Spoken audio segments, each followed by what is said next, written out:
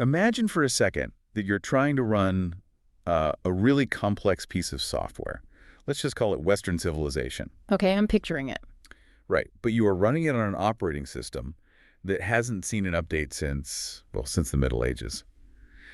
The interface is glitchy. The rules for how everything works are basically hidden in a locked file. And only one guy has the password. Exactly. Usually a guy wearing a crown. Right, and if you try to open the terminal to see the code yourself, or even just ask why the system keeps crashing all the time, you don't just get an error message. No, you get thrown in a dungeon or burned at the stake. Yeah, it was a high-stakes environment. It really was, and that was the human condition for centuries. You could say the world ran on version 1.0, which was basically just, because I said so. Because I said so. That's good. Why is the king in charge? Because God said so. Why does the sun move across the sky that way? Because the church said so. Why are you a peasant shoveling mud for your entire life? Tradition. Tradition. But then we get this massive patch update. It starts downloading in the late 1600s, and by the end of the 1700s, the whole system is completely rebooted. We switch from because I said so to let's figure it out. Let's figure it out. I love that. Welcome to the deep dive, everyone. Today we are unpacking the source code of our own society. We're looking at a specific shift in thinking that gave us modern democracy, science, human rights. But we are also going to look at the bugs in that new code, the contradictions, the massive blind spots. Because it is a messy story. We're talking about the Age of Enlightenment. And it really isn't just a boring chapter in a history book. It is effectively the invention of the modern mind. It's full of arguments, lots of coffee, literal revolutions, and frankly, some very hypocritical people who also happen to be absolute geniuses. So before we get into the heavy hitters, your Newtons and your Voltaires, we need a mission statement for this era. There is this Latin phrase that keeps popping up in all the source material, sapere aude. Yeah, sapere aude. That actually comes from the German philosopher Immanuel Kant. In 1784, he wrote a pretty famous essay answering a simple prompt, what is enlightenment? And his answer was that motto. Exactly. It translates to dare to know. Dare to know. It sounds, I don't know, almost aggressive, like a dare you'd get on a playground. Well, it was meant to be a challenge to you. Kant defined enlightenment as humanity's release from its self-incurred tutelage. Tutelage meaning? Meaning needing a babysitter, being unable to use your own understanding without getting direction from someone else, like a priest or a king or just an ancient text. So he's essentially calling out humanity for being intellectually lazy. He is. He's saying that ignorance isn't just a lack of books or resources, it's a lack of courage. He's telling people to stop waiting for permission to understand the world. That requires a huge amount of confidence, though. I mean, to stand up to 1,000 years of established tradition and say, actually, I think you're all wrong. Where did that kind of confidence even come from? It definitely didn't just appear out of thin air. It was built on a foundation that had just been laid by the scientific revolution. You really can't have the political enlightenment without the scientific one that came right before it. Because the scientists proved it was possible. Exactly. The scientists basically handed the philosophers a loaded weapon, which was the scientific method. And this is where we have to talk about Isaac Newton, the Apple guy. The Apple guy, yes. Though, to be fair, the apple is probably the least interesting part of his story. We really need to talk about his book, The Principia Mathematica, published in 1687. Which is arguably the most important book in the history of science. Easily. So what did he actually prove in there that changed the vibe of Europe so drastically? Well, before Newton, the universe was seen as this deeply mystical place. Things happened because of spiritual forces or divine intervention. Maybe an angel was literally pushing the planets across the sky. Or maybe the king ruled because his blood was somehow magic. Right. But Newton comes along and proves, using incredibly rigorous mathematics, that the universe follows laws. Universal gravitation, the laws of motion. So if I drop a pen in London and I drop a pen in Paris, they fall at the exact same rate. And it's calculable down to the decimal point. He showed that nature isn't chaotic or whimsical. It's a machine. It's a clockwork universe. And crucially, the human mind is actually capable of understanding the gears of that machine. You don't need a priest to interpret gravity for you. You just need calculus. Exactly. Okay, so Newton proves nature makes sense. But how does the culture make that massive leap from gravity works to, we should overthrow the king? That's what historians call the spillover effect. Think about the mindset of a philosopher sitting in a room in, say, 1700. You look up at the night sky and you see this perfect rational order. Everything moves according to a brilliant mathematical plan. Right. But then you look out your window at human society and it's a total mess. Yeah, it's endless wars, famine, arbitrary torture, completely incompetent leaders, religious persecution. So the obvious logical question becomes, if God, or nature, created this perfectly rational universe, why is our society so profoundly irrational? Oh, wow. So they start thinking, if there are laws of gravity, surely there must be laws of politics. Precisely. Laws of economics, laws of human nature. It kicked off this massive search for the science of man. They wanted to debug human society the exact same way Newton debugged the solar system. But to do that kind of science, you need a totally new way of thinking. You can't just fall back on quoting the Bible or Aristotle anymore. No, you can't. And this brings us to René Descartes. Yes. Descartes is basically the hard reset button for philosophy. He's a bit earlier than the other guys we're talking about, but he sets the rules of the game for the Enlightenment. He famously decided to sit down and just doubt everything that could possibly be doubted. The ultimate skeptic. Truly. He doubted his own senses, he doubted all traditions, he even doubted whether he was awake or just dreaming the whole thing.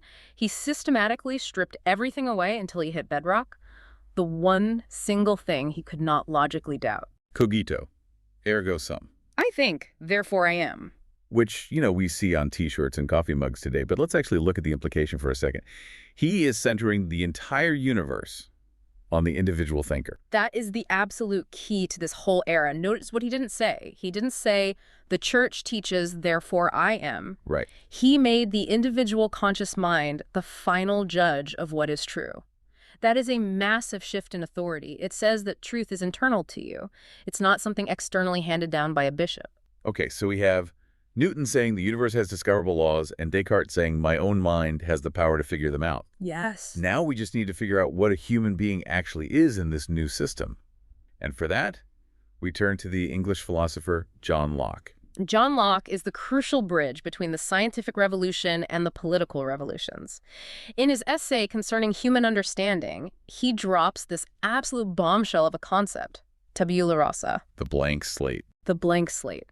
For centuries, the prevailing view, heavily reinforced by the church and the aristocracy, was that you were born with innate ideas. Meaning you were born with original sin. Right, or if you were a noble, you were literally born with blue blood.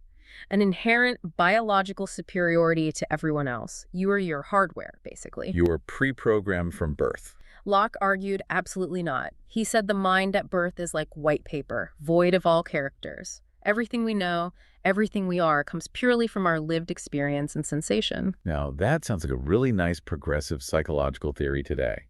But politically, back then, that is dynamite.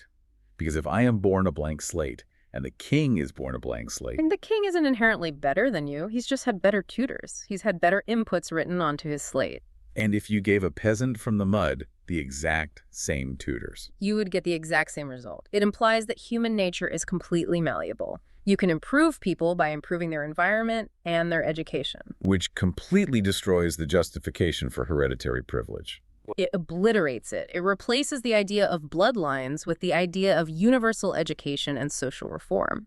So society suddenly becomes this construction project. You don't just accept your lot in life, you actively build a better society. But I want to be careful here because was everyone actually on board with this tear it all down energy? Definitely not. And this is a nuance we often miss when we talk about this period. Historians distinguish between two distinct wings of the movement. You had the moderate Enlightenment and the radical Enlightenment. What's the core difference between the two? The moderates, these are guys like Locke, Voltaire, even Newton himself. They wanted to fix the roof of the house. They wanted to compromise with the existing power structure. They wanted to find a balance between reason and faith. Exactly. They were generally okay with having a king as long as he wasn't a tyrant and listened to good advice.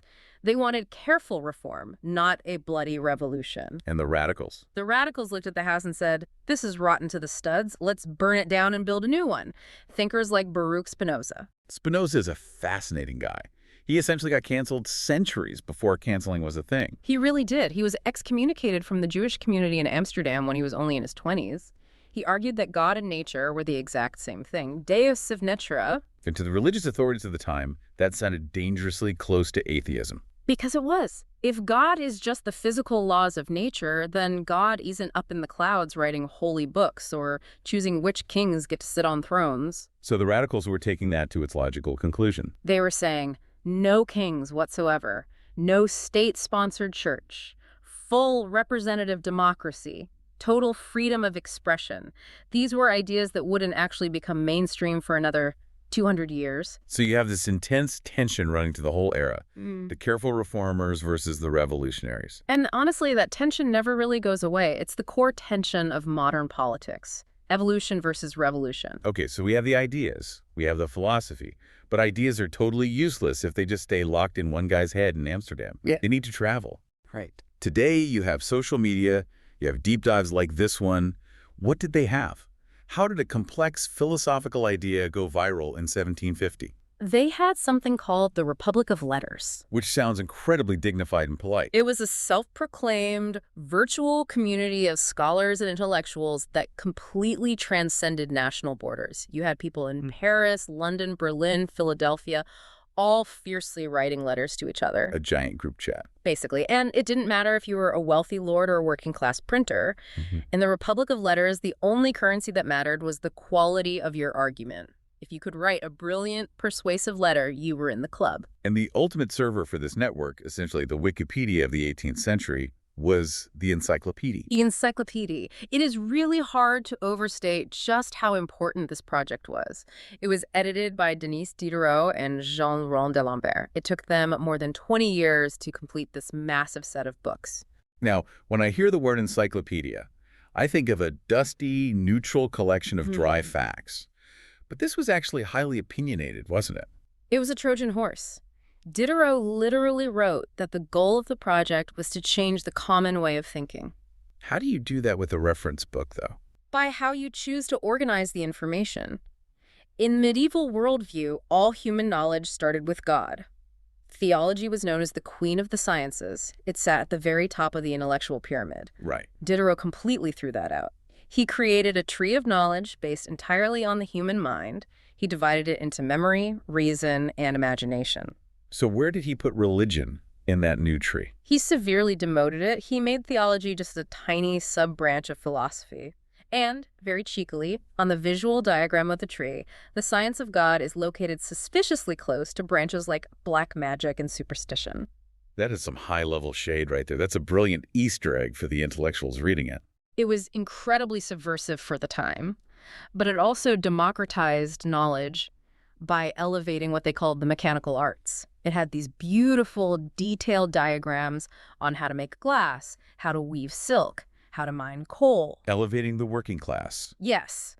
It made the bold statement that the physical labor of a tradesman was just as rational and dignified as the abstract work of a theologian. And people actually bought these massive sets of books. They absolutely devoured them. Despite being officially banned by the King of France and the Pope Diderot was constantly terrified and hiding his manuscripts from the Parisian police, there were about 25,000 complete sets in circulation by 1789. Wow. It created a shared baseline database of secular knowledge for the entire educated class of Europe. But you can't just read books alone in your room. You need to talk about them. You need to debate. Where was this happening physically? Because you can't just stand on a street corner in Paris and shout about Spinoza without getting arrested. If you were in England, you went to the coffee house. The penny universities. Exactly. For the price of one single penny, you got a cup of coffee, which was a brand new, highly exotic stimulant at the time, and you got admission to the conversation. The caffeine element has to be important here, right? Because before this, people were basically drinking weak beer and wine all day just because the water wasn't safe to drink. It absolutely matters. You are taking an entire population and switching them from a depressant, alcohol, to a potent stimulant. The coffee house was this space of intense, wired, hyper-focused energy, and crucially, it was socially mixed. The sources describe it as a Noah's Ark. Yes. You would walk into a coffee house in London and see a wealthy merchant fiercely arguing trade tariffs with a broke poet. You'd see a brilliant scientist debating a local lawyer. So your social class didn't dictate your voice. The normal, rigid social hierarchy was temporarily suspended at the door. Historians point to the coffee house as the literal birth of public opinion as a political force. Now, if you look across the English Channel in France, the vibe was very different. Less noisy, caffeinated coffee shop and more exclusive high-end dinner party. The salons, and this is a really crucial point, the salons were almost entirely the domain of women, the salonières. We're talking about incredibly influential women like Madame Geoffrin or Julie de Lespinasse. Right. In a society where women were completely barred from attending universities or holding formal political office, the salon was a private space where they wielded immense intellectual power. They weren't just hostesses passing out snacks. Not at all. They were the executive moderators. They set the entire agenda for the evening. They carefully curated the guest list. They decided who was currently in and who was out. So they were essentially the gatekeepers of the French Enlightenment. They civilized the conversation. They brought these rough, sometimes socially awkward, radical philosophers into the exact same room as the highest aristocracy. They made these dangerous, subversive ideas fashionable. If you couldn't hold your own in a Parisian salon, you just weren't going to make it as a serious thinker. Exactly. You'd be ignored. There is one more physical space I really want to hit because it feels like it belongs straight in a spy movie. Yeah. The Freemasons. The Masonic lodges. It is so easy to get completely lost in the conspiracy theories with them, but the actual historical reality is fascinating enough on its own. These were secret societies, yes, but their main secret was mostly just that they were practicing democracy behind closed doors. How so? What were they actually doing in there? Inside the lodge, all brothers were considered strictly equal, regardless of their outside social rank. They wrote formal constitutions for their individual lodges. They held binding elections for their leaders. They debated internal policy using parliamentary rules. So it was a simulator. A simulator is a great word for it. You go to the lodge on Tuesday night, you practice voting and debating as an equal, and then you go back out into the absolute monarchy on Wednesday morning, and you can't help but think, hey, why can't we do this out here in the real world? Exactly. It was a safe laboratory for constitutional government. And just look at the membership roster. You have Montesquieu, Voltaire, Benjamin Franklin, George Washington, Mozart. That's a wild dinner party. It was a massive transatlantic network of influential people quietly committed to the ideals of liberty, fraternity, and equality. So we've built the foundation. We have the scientific method, the new psychology of the blank slate, the encyclopedia, and the underground meeting spots. Now let's talk about the main event. Politics. Because this is where the rubber finally meets the road. Or where the blade meets the neck, in some cases. This is the massive shift from the divine right of kings to the social contract. Let's break that down for you. Divine right is simple. God chose the king. Deal with it. What exactly is the social contract? It's the radical idea that government is fundamentally a deal, a contract between two parties. We, the people, willingly agree to give up a small portion of our absolute natural freedom to a central government. And in exchange, that government is obligated to protect our core interests. What happens if the government breaks their end of the contract? Well, that highly depends on which philosopher you ask. John Locke was very clear. He said that the government's only legitimate job is to protect your natural rights, which he defined as life, liberty, and property. Okay. If the government fails to protect those, or actively attacks them, the people don't just have the right to revolt, they have the moral duty to revolt and set up a new government. Which Thomas Jefferson basically copy-pasted directly into the American Declaration of Independence. Almost word for word, yes. But then you have Jean-Jacques Rousseau. He is the wild card of this era. Rousseau is the guy who famously said, man is born free and everywhere he is in chains. Right. Rousseau was different because he actually thought that civilization itself was the main problem. He deeply romanticized what he called the state of nature before society corrupted us. For him, the social contract wasn't just about protecting your private property. It was about aligning society with the general will. The general will. That sounds a bit slippery. It is incredibly slippery. It's this abstract idea of the collective good of the people. But the dangerous question is, who actually gets to decide what the collective good is? Maximilien Robespierre and the radical Jacobins directly used Rousseau's ideas to justify the reign of terror during the French Revolution. They claimed they were chopping off thousands of heads purely in service of the general will. So Locke's theories lead directly to American liberal democracy, and Rousseau's theories sort of lead to radical populism and state violence. That is definitely a simplification, but it's not entirely wrong. You can trace those lineages. Then you have Montesquieu, who is much more of a pragmatic engineer. He looks at human nature and says, look, anyone who is given power will eventually abuse it. It's inevitable. Power corrupts. Exactly. So his solution is, don't rely on the king just being a nice, virtuous guy. Rely on a mechanical structure. The separation of powers. You chop the power of the state up into competing pieces: executive, legislative, and judicial. Like a game of rock, paper, scissors. Checks and balances. It is a purely mechanical, systemic solution to a fundamental human flaw. Now here is the plot twist that I find just bizarre about this entire era. You have these brilliant philosophers writing these fiery, brilliant critiques of tyranny and absolute power. And they turn out to be some of their biggest fans and sponsors, the tyrants themselves. The enlightened despots.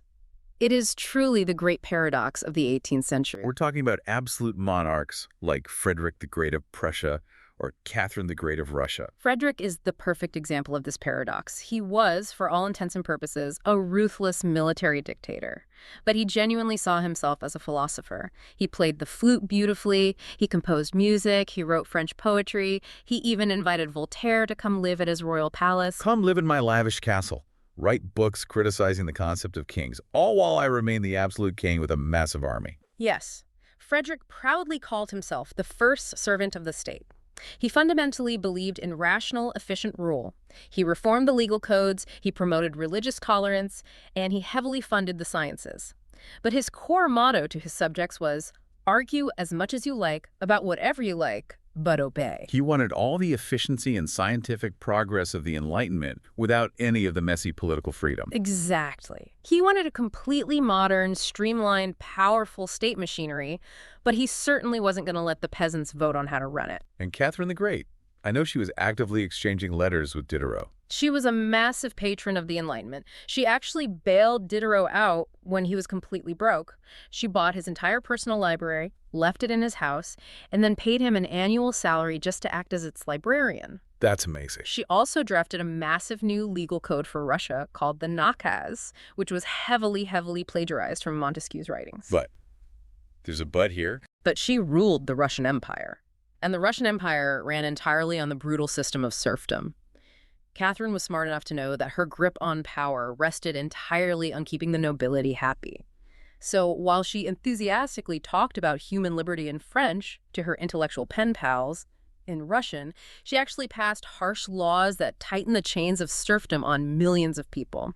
So for her, it was mostly a branding exercise. Yeah. High-level PR. It was intellectual window dressing. But then you have Emperor Joseph II of Austria. He's the one who definitely wasn't faking it. The tragic hero of the story. Joseph II was a true radical believer in these ideas. The moment he became sole emperor, he went full throttle. He totally abolished serfdom. He aggressively shut down hundreds of monasteries that weren't actively running schools or hospitals because he thought they were useless. Wow. He declared total religious equality across his empire, even for Jewish citizens, which was practically unheard of at the time. So he essentially tried to force the Enlightenment onto his people from the top down. And he completely crashed the car. The powerful nobles absolutely hated him because he freed their forced labor. The Catholic Church hated him for taking their land, and ironically, even the peasants revolted against him because his rapid-fire reforms moved way too fast and completely disrupted their traditional daily way of life. That is the ultimate irony, isn't it? He failed precisely because he didn't secure the consent of the governed, even though he was genuinely trying to liberate them. He pushed too hard, too fast. He died a deeply broken, exhausted man.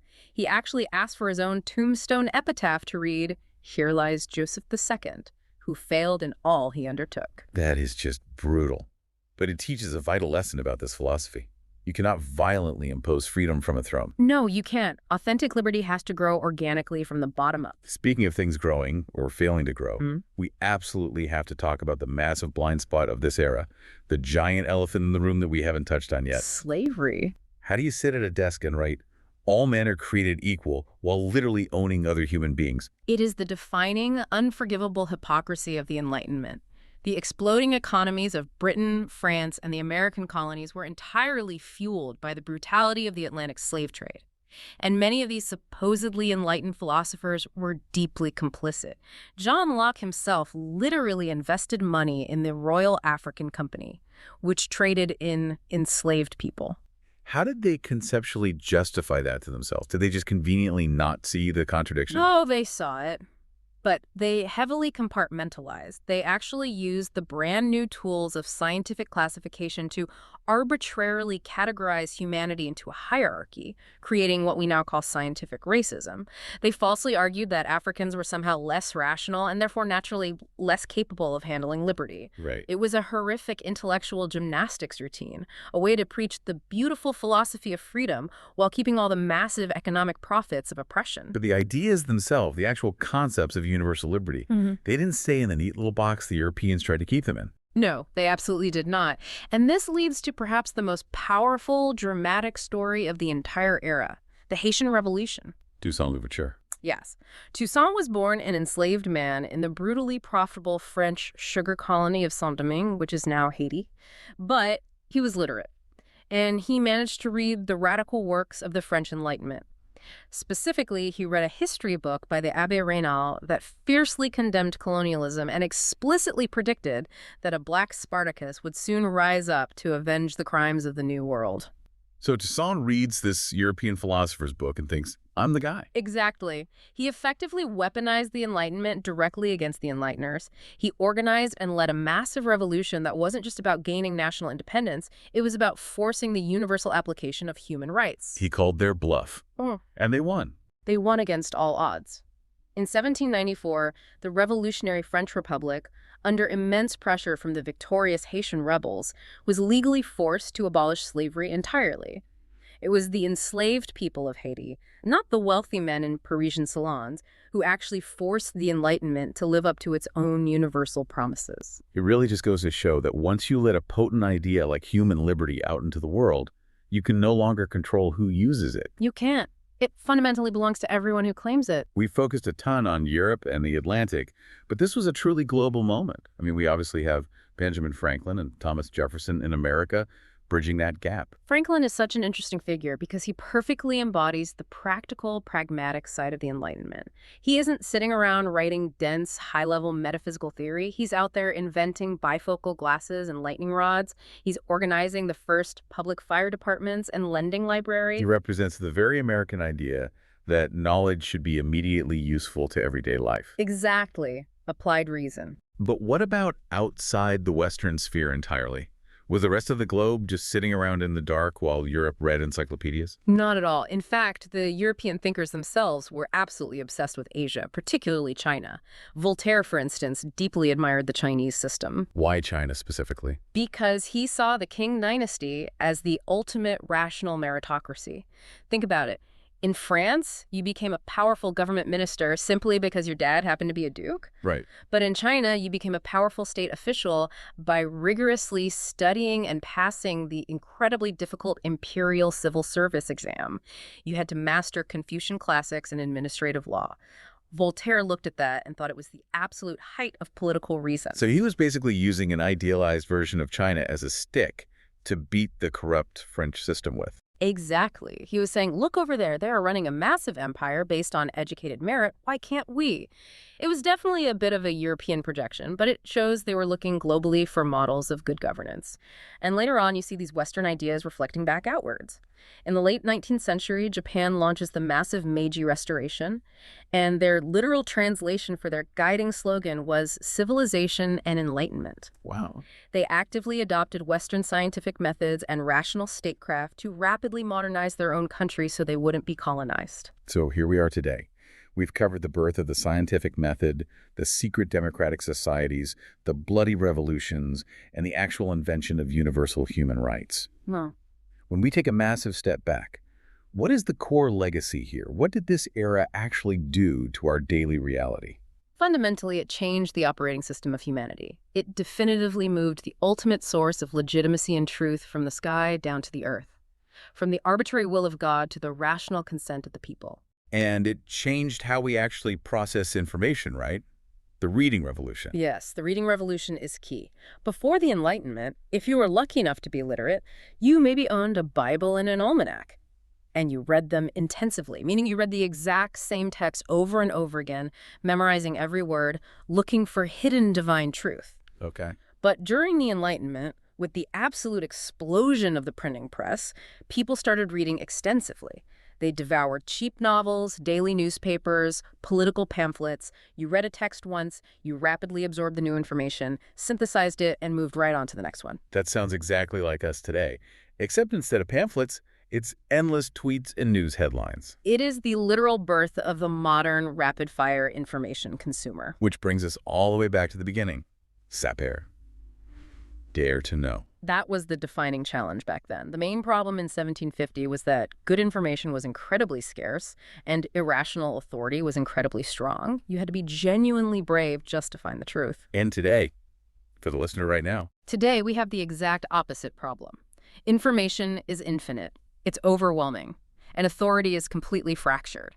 But I would argue the challenge of Kant's motto remains exactly the same. Do we actually have the courage to slow down and use our own critical reason? Or do we just lazily let social media, algorithms, and comfortable echo chambers do all the thinking for us? Are we still daring to be enlightened? Or are we just mindlessly scrolling? That is the ultimate question for us today, because the Enlightenment isn't just a static historical event that ended in 1789.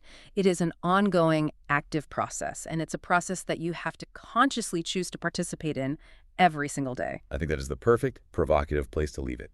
Dare to know, everyone. Dig into the code. And keep thinking for yourself. Thanks for joining us on this deep dive. We will see you next time.